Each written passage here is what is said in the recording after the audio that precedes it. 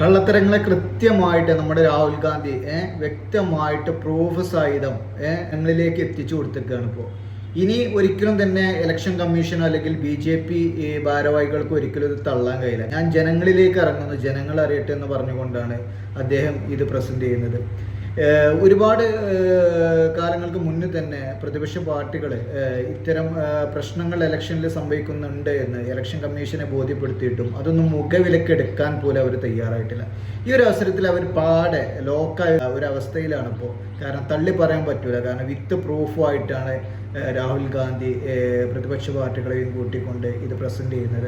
എന്തായാലും ഒരു കാര്യം ഓർമ്മ, ഇതൊരു തുടക്കമാണ്. കാരണം 2029 ലോക്സഭാ തെരഞ്ഞെടുപ്പ് വരുന്നതിന് മുന്നേ ഒരുപാട് കാര്യങ്ങൾ ഇവിടെ സിസ്റ്റങ്ങൾ റെഡി ആവാനുണ്ട്. കാരണം എന്നാൽ മാത്രമേ നമ്മൾ ചെയ്യുന്ന ഓരോ ഇലക്ഷനും അതിനൊരു ഫലം കാണുകയുള്ളൂ എന്നുള്ളത് നമ്മളൊക്കെ ഒരിക്കൽ കൂടി ഓർമ്മിക്കേണ്ട ഒരു കാര്യമാണ്. ഇത്തരം ജനാധിപത്യ വ്യവസ്ഥകളെ വെള്ളം ചേർക്കുന്ന രീതിയിലുള്ള ഈ പ്രവർത്തനത്തെ ഓരോ വ്യക്തിയും എതിർക്കേണ്ടത് ഇന്ത്യൻ പൗരൻ എന്നുള്ള നിലക്ക് ഓരോ വ്യക്തിയുടെയും കടമയാണ് എന്നുള്ളതാണ് പറയാനുള്ളത്.